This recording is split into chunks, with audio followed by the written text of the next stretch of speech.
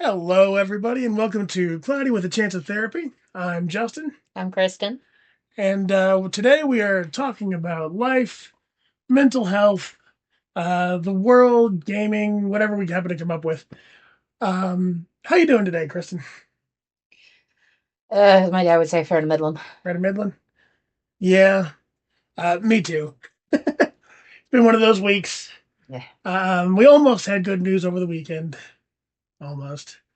If you guys have been paying attention to the news in general, you know what I'm talking about. Hmm. But we're not going to get political, I guess.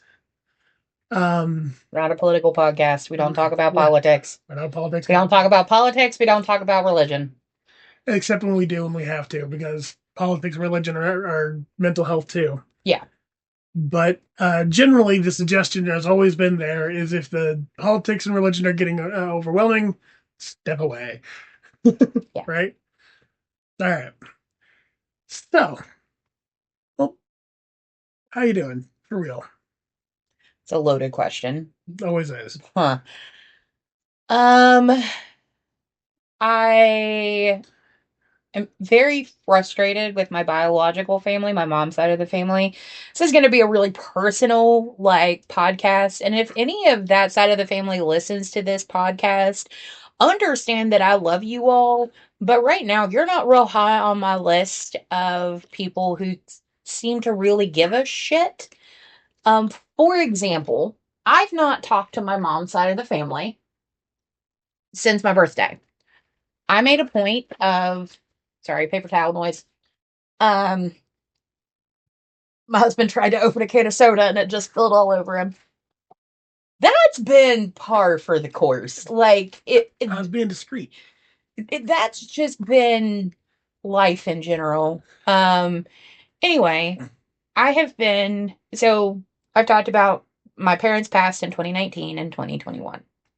That is important. That's pertinent information.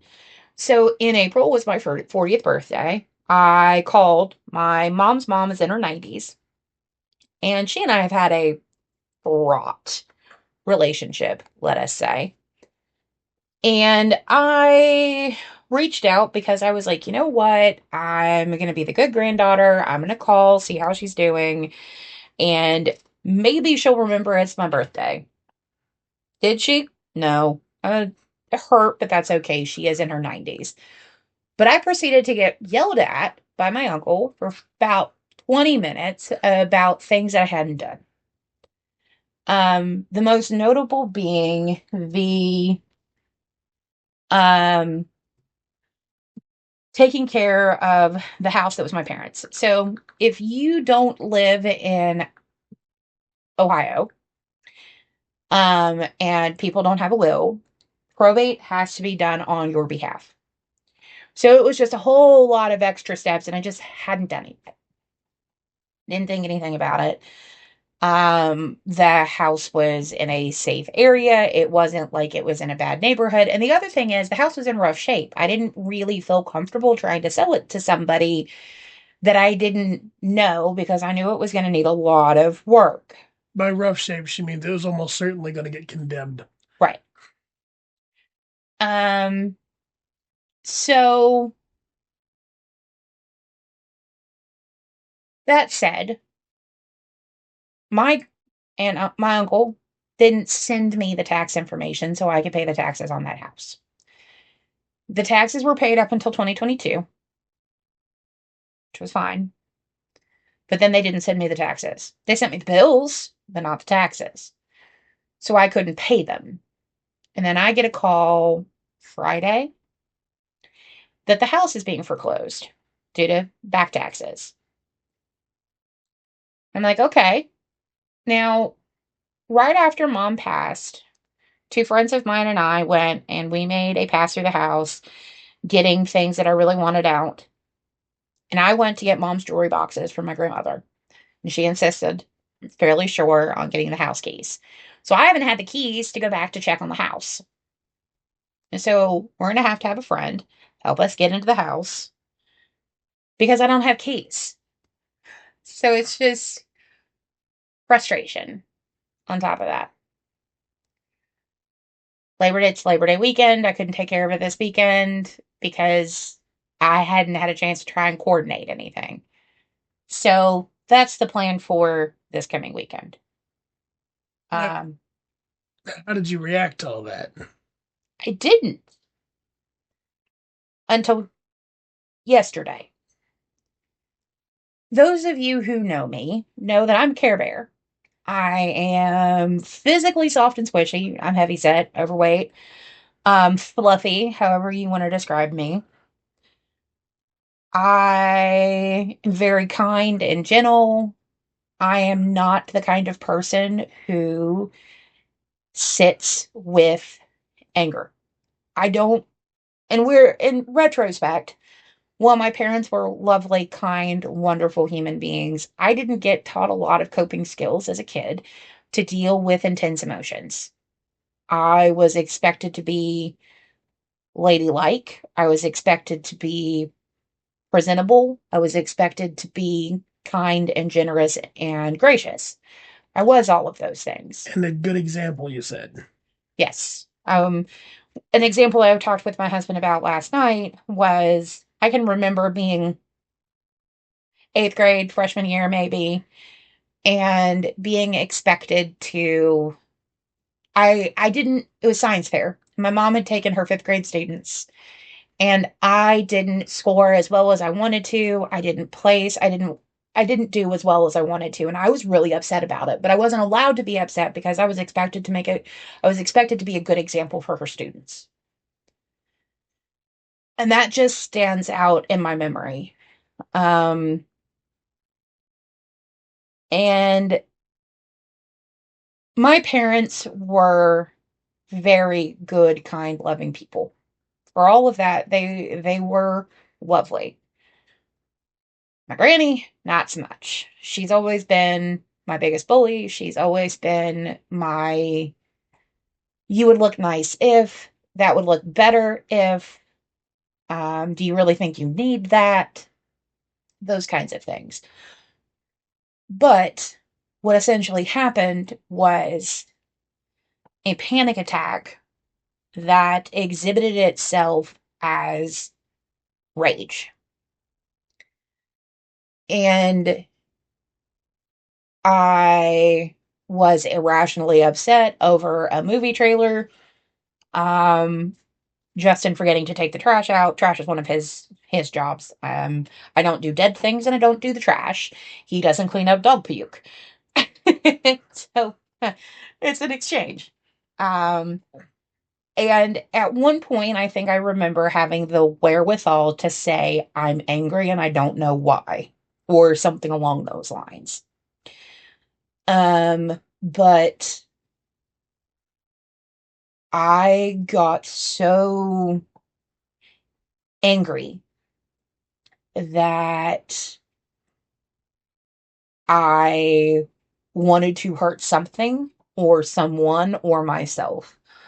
And I say that and describe it as a panic attack because it was the same sort of intensity, the same kind of feeling out of control, feeling overwhelmed, feeling like I was drowning in my emotions. And I say that because kind of the focus of today's podcast is going to be talking about how mental health issues can present in non traditional ways. When we talked about panic attacks earlier and we talked about anxiety, we talked about how it can present as anger. And Mostly, we talked about panic attacks presenting as fear, right. though we mentioned offhandedly anger. Yeah. Yeah. But last night it was one of those things, or not last night, night before last. It was one of those things that it was very much rage. It was,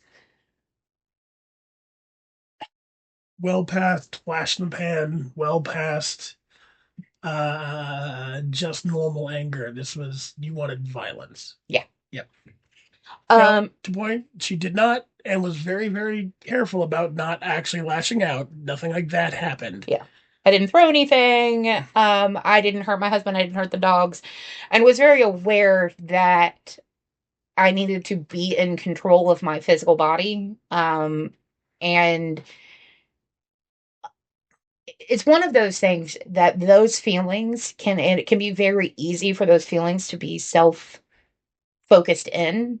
And it's very important that if you know somebody who has mentioned issues with self harm or feeling overwhelmed with their emotions, that you check in on them. And like, so how Justin did it in that, and the one thing I will say that is different in this situation from when my normal panic attacks is I was very mentally aware. I was aware of my body. I didn't go into that I refer to it as the lizard brain, where I was conscious of what was happening. Um and that was almost purpose, like, if I lose control, I will do something I regret kind of thought basis. And that it was feeling overwhelmed, feeling stuck, um, and being aware that certain things that I would typically find comforting in that case I couldn't do. So, like, typically my husband will wrap his arm around me and I will hold on to his arm. If I had done that, I know for a fact I would have dug my nails in. Um I don't always have nails. I haven't had nails most of my adult life. Um I do have them at this moment in time. So, that was something I had to be very, very conscious of. Not digging them into myself. I had to kind of hold my hands in a very specific way as to not dig my nails into my palms or scratch myself. I think that it's very important to understand that, unlike other panic attacks, like, there was a level of, I feel like control's the wrong word. Awareness, I think, would be a better word. Um, it's vastly was a vastly different um type of emotional state as well. Um I was trying to pick a fight, but not in, like I said earlier, not in a, I was irrationally, it was, I kind of described it as like a grape shot. You weren't actually picking a fight. You were just ranting, like, and just getting mad, like we said, yelling at clouds, Yeah. screaming at the wall. Like I was in the room, but I wasn't the target of your ire. Yeah, and I wasn't like I was upset at the dogs either. In this case, it was sexism inherent in movies.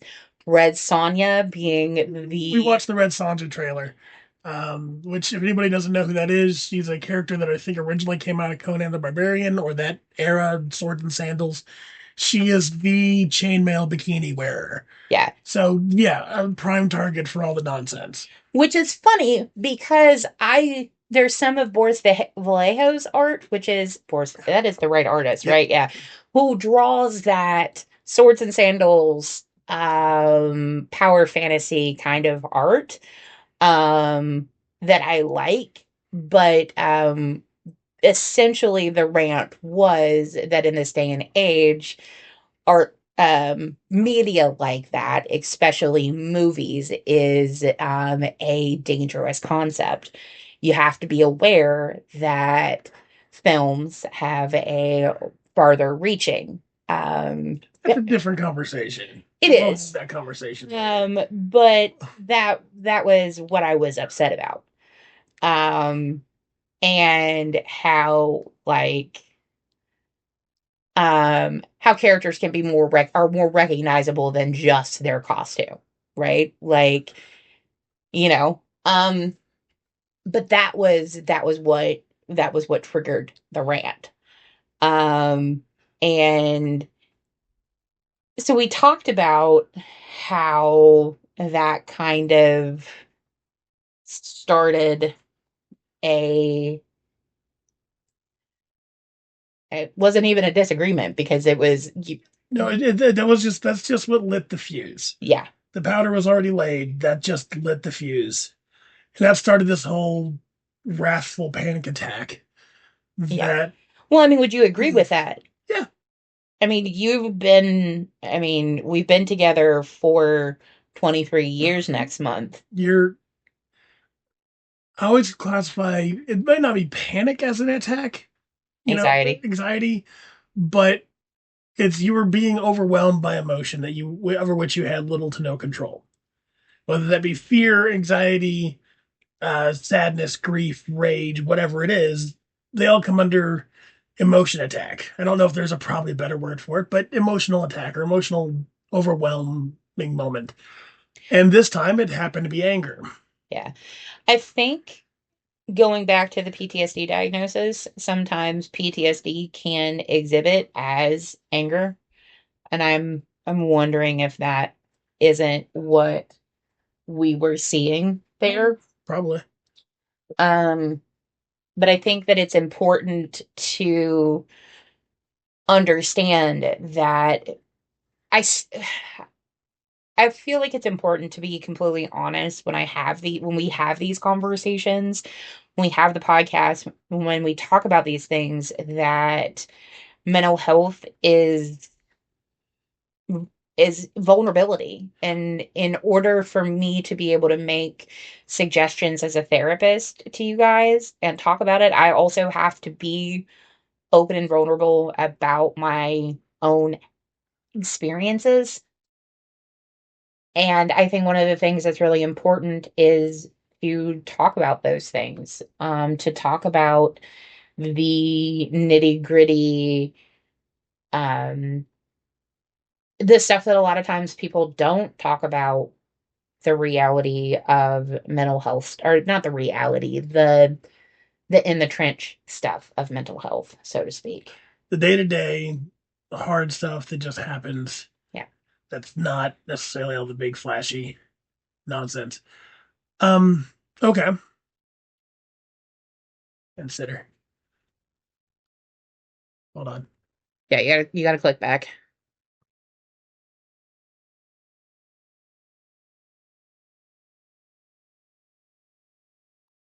No, that face was red. There you go. So, what did you do to get out of it? So, um, you suggested screaming into one of my stuffed animals. I have proud Hufflepuff. I am the most Hufflepuff that ever Hufflepuffed. Um, if you think about like loyalty, dedication, kindness, you think about I'm Newt Scamander, like I to a T. Um, but if you think about that, I have one of the larger stuffed Hufflepuffs. And I screamed into it. Um, and Hard enough that it hurt. yes, full, deep lung full of air, the entire breath, until there was nothing left, which I think kind of surprised you a little bit. Um, Loud enough that it did hurt. And there was some catharsis to that. There was a release of energy and exhaustion. And I think one of the errant thoughts that kind of started that, cycling back to your grandmother, was the would I matter to her? Would she remember me if Justin and I had children? Because she's not a dog person. My mom loved Stitch. Um, she referred to her as being his Meemaw. And when we would go see her at the facility she was in, we would bring him, and she loved it. And we'll talk about that more when we talk about grief and loss. But she didn't. Granny didn't like him. Mom asked one time if she thought he was pretty, and her response was no. But I'm not a doctor like my cousin Jess, and I am not a mom like my cousin Rachel. I've always been the black sheep, and built like my dad's side of the family. And I've kind of always wondered, in a not fully formed way, I guess, if she would, air quotes, love me more if I had kids, if I had just checked one of the boxes, right? And I don't know if that on top of everything else was what triggered it, but that was the thought before all of that. And the reality of it is no, she probably wouldn't. Um, Or if that was the reason she loved you, then she didn't love you, regardless. it's also true because love should not come with provisos or quid pro quos. Not those kind, anyway. No. Um, Love should be gracious, love should be kind, love should be understanding, love should be tolerant, love should take no shit. Um, Love should be caring and genuine, but take no shit. Um, don't just because someone says they love you does not mean you should put up with their bullshit ever. There's not, So this is getting onto a different topic, yeah, abuse, but just to say, just because someone says they love you, they may even think they love you. That does not mean they're not an abusive, terrible piece of crap. It does not mean that they're not going to be a bad thing for you, or it does not mean you owe them anything. yeah. But this is we're And that's sliding onto a different topic. yeah, but I also want to preface that that includes parents, that includes significant others, that includes siblings, that includes friends, that includes anyone. You do not owe anyone your space, your time, your energy, your affection, your body, anything like that if they do not genuinely want you to be a better person every single day. You do not owe anyone anything. I want to be 110% clear on that. Um, Let's swing back to how'd you get out of it? How do you deal with it? Like you find yourself there. What do you do? you find an outlet, you find a safe, healthy, sane outlet. All right. And that can be you have a heavy bag like Nate does. Um, Healthy and sane are not always necessarily safe. You want to be safe. You don't want to hurt anybody. You don't want to hurt anything. You don't want to hurt don't want to hurt your house. Don't want to hurt your pets, your family, your own hand. You don't want to hurt any of that. yeah, So you got to find something you can do. scream into a pillow Yeah, or a large stuffed animal. and you got because Kristen doesn't have nearly as much experience with anger as I do. I do not. Uh, I do not like being angry. I do not like how I made it. It makes me feel. And at 40, I've never been drunk. And we talked about that last night, the night afterwards. That's actually why I'm afraid of being drunk. Because clearly that I described it as that monster, that anger lives there somewhere that doesn't come from nowhere. Um, Everybody has the potential or the powder keg of anger like that in them. Everybody. So my fear is, and I internalize a lot, there's a lot that I don't say, and I filter it because I understand that what I say can have an impact. What I say has can have an effect on someone, that my words carry weight, not only because I was a kid that was bullied, but because of my work. And so I am very aware of that. And I don't ever want to have regrets of I what did I say, dealing with what I said drunk. so, dealing with what sober, what I said drunk, Hmm. if that makes sense. So we've talked about it, and because me and Nate, my brother, we have a thing where yeah, we every once in a while we get together, we get drunk, we air our grievances, we say some stuff, and if we say anything that crosses the line, which happens, the next time we're together and sober, we deal with it. Like it's that right drunk, edit sober kind of idea.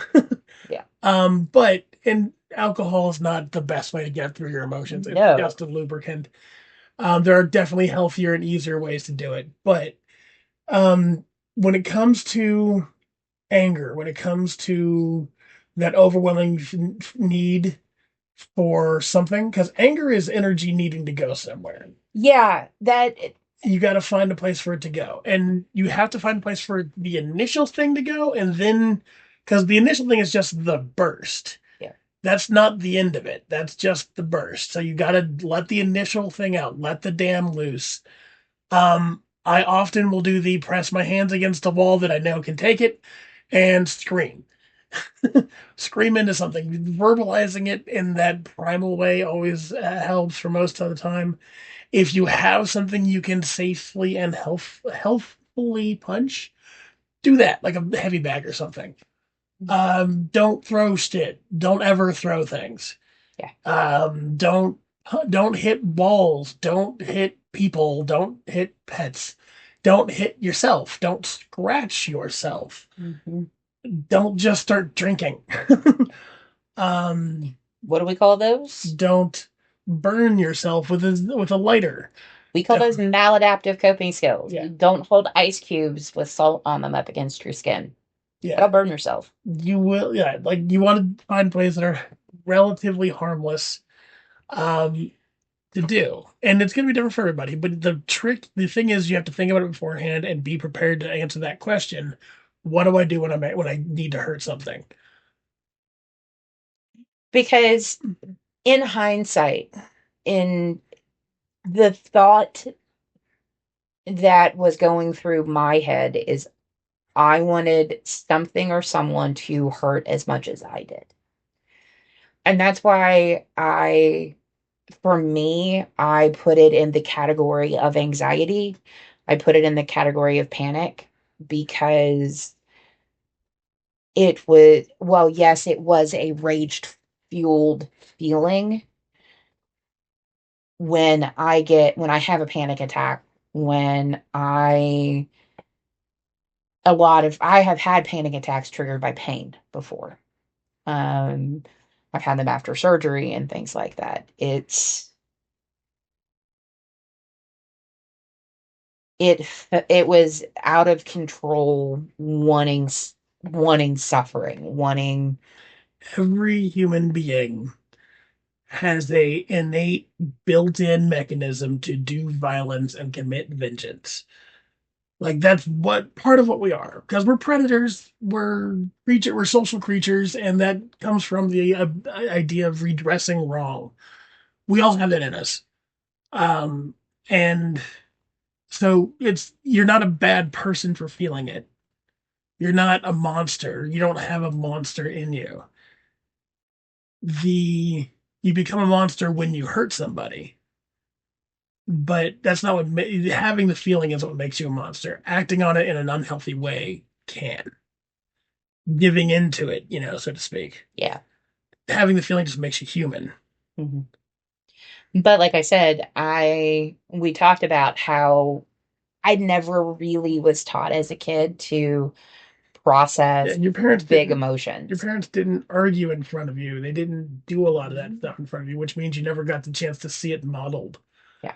Now, like I said, my family did model it in front of me, just the wrong way, the bad way.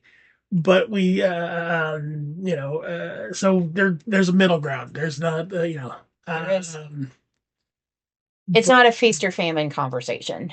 It is not one thing or the other. And for all of the things that my parents did right, not being taught how to argue with my spouse or have disagreements or things like that. Like I So, forgot yeah, to have big emotions. here's the $1 million question. How do you move forward? What do we do moving forward? Well, What's the next step? acknowledge, understand that it is and acknowledge and understand that it once it is not a one-time thing. Emotions are not that. They do not happen they're not one time, one and gone, one and done's, so to speak. Understand that in order to continue to grow, you have to, if you handle it badly, um, you lash out verbally at someone, you throw things, you punch things, not, you feel that you handle it maladaptively. You grow from that. You change. You don't do it again. Um, you ask for help.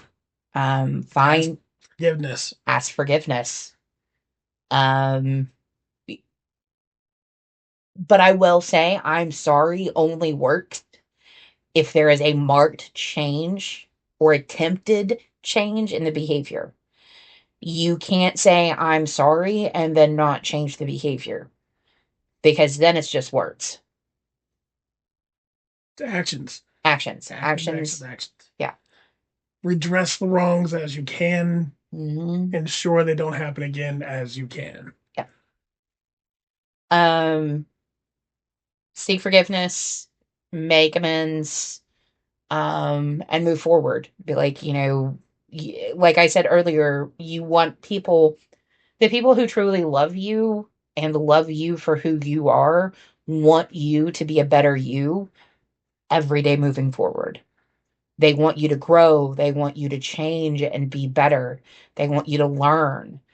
They don't want you to stagnate. Anyone who doesn't want you to change doesn't want what's best for you. Everybody wants to be a butterfly. Nobody wants to be a caterpillar. I hope that makes sense. Yeah. Or a moth. Moths are cool too. All right. Final thoughts. Uh, it's exhausting. Yeah. Yeah. Um, check on if you say that you love someone and you say someone matters to you, you care about someone, they're important, check in on them. Text them, send them a Facebook message, email, snail mail, drop by their house, unless they have small young children. If they have a newborn infant, do not just show up. Unless you are coming to help clean and do dishes and you have brought food. Um, but show up. Showing up in even small ways can make it really can show somebody, oh, that person really does give a fuck. That person loves me. That person cares. That person, I matter to that person. Um, and you wouldn't believe the difference that that can make for somebody who's struggling. You, Yeah. Um, like I said, my relationship with anger is very different. It's a long, long, long, long, long relationship that there is no redressing, right? The people with whom I am angry are almost all dead, and there's nothing I can do to, talk to them about it. So it's just, you just got to find a way through. That way's going to be different for everybody. And you can't, well, you can, but you really shouldn't just swallow it and move on. Like, you know, um, I think it's a John Mulaney. I'm just going to put all those negative emotions in a little packet, settle that packet down right next to my kidney, and someday I'll die. That's not a good way to go. no, I talk about you put it in the box and you kick the box under the bed. Eventually, that is what turns into the monster under the bed. Eventually, it explodes. Or Like, that. yeah, it's it's like handling gunpowder or radioactive waste. You have to do something with it. You have to find a way to disarm it. You have to find a way to move forward. How you move forward, I don't know. I'm not sure if I've moved forward yet. Like I'm still working on that. But allowing yourself to feel, like allow yourself to be angry because it's righteously angry. You were wronged. Now, you don't go out and seek vengeance. We don't put on a bat costume and flap into the night. We find a way to deal with the anger. Maybe you have to seethe with it for a little bit. Maybe you have to sit with it. Maybe you have to, stare it in the face, like look yourself in the mirror and figure out what's going on there.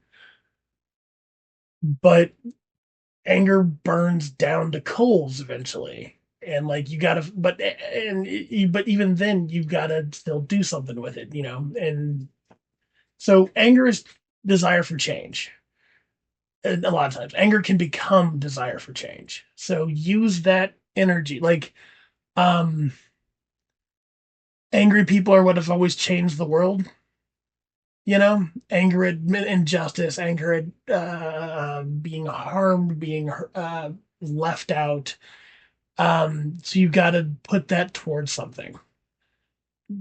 Channel that anger into doing something, even if it's just like going for a very angry walk. you know? If you're not that kind of person who drives angry, go for a drive. Yeah, no, don't actually. If you're really angry, don't go for a drive. Go do something physical. Yeah. Do something. Do something that makes you move because that's a good way to just get rid of that anger in the first place, and then you have to deal with the source of it. And the source of it is very rarely going to be. If you're angry about it, that means you probably cared about the source of it. Yeah. And like, there's not usually an easy way to deal with that.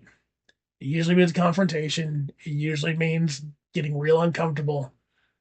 And sometimes you have to weigh if the confrontation is worth it. Well, yeah, unfortunately, Like in my like with situation, your granny's 94, 6. 96.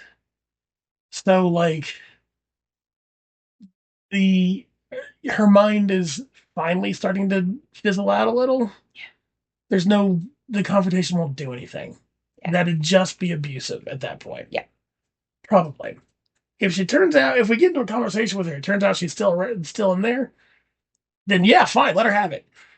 But if she's not, then so like maybe you can't have a conversation when you're in my boat. You can't have a conversation with the person who hurt you. Then it's all internal. Then it's just finding ways to forgive yourself. Mm-hmm.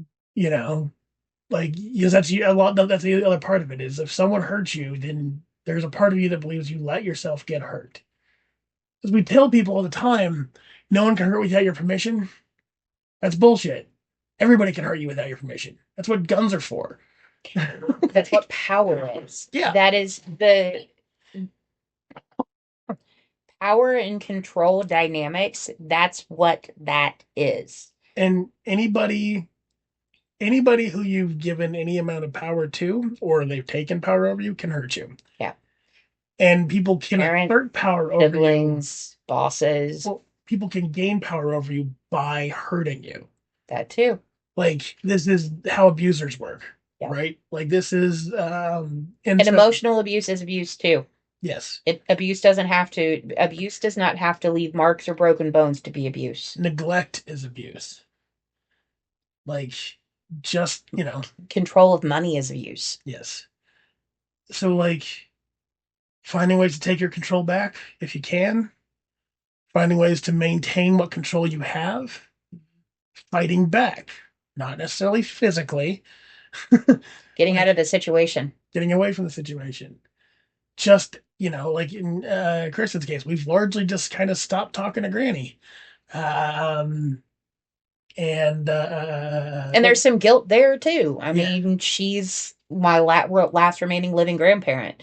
She's the last connection I really have to my mom's side of the family, but I have to. We'll probably go to Christmas or Thanksgiving. and we'll probably just And the flip be. side of that, I have to say, is Justin's, and to disprove the, well, that's it's her generation.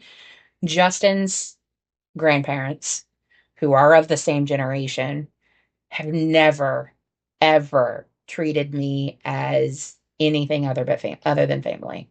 They Justin's grandmother, when she was living, would always compliment my makeup and how beautiful it looked. Granny never did. She would always complain about it being too dark.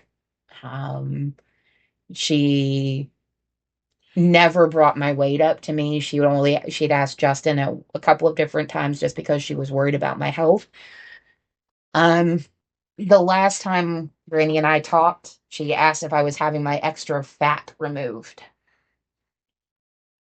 I have a lot of problems with my grandparents. Like, there's a bunch of other issues there, but they've always been accepting. Yeah, Like, they take that part of the religion to heart. yeah, Welcome all into your home and be friends with you, with everybody. yeah. So, And even your siblings. Like I'm as much as I call Nate a lovable asshole, he is a lovable asshole. I also know he has my fucking back. yeah. No, You know? Nate can be fun to deal with. Fun in air quotes, big air quotes. Yeah. But he is also, and now that we've all grown up, he is also, 100% got your back. He will try to help you in any way he can, whether you want it or not. Uh, and like, Cares. and he's another person whom I have a lot of anger at, but he's changing. So I'm dealing with that. Like, this is not the same guy who I knew back when we were kids. Hmm. So it's like being angry at a different person when they're still physically in the same room. It's like that's not the guy I'm angry at. I'm angry at someone a long time ago. Yeah. But yeah, all right. So we've wandered on. Um, I just wanted to mention that because I feel like a lot of times people complain about grandparents or aunts or uncles because they are of a generation or they're of an age or something like that. no, And they're just assholes. yeah, I'm not buying that answer anymore because my dad's mom accepted people who were homosexual and um part of the LGBTQIA alphabet mafia, and she was in her 90s, and if she could do it, I don't see why anybody else can't. you know but again, not to talk about that's just a Well, all right. So we're thing going to go ahead and pause it there since we're at about for. just under 45 minutes. As always, if you have any questions, thoughts, comments, concerns, email us at cloudy with a chance with a cloudy with a chance therapy at gmail.com, and we'll see if we can answer. Otherwise, I hope you guys have a wonderful rest of your week. We love you dearly, and talk to you later. Good night.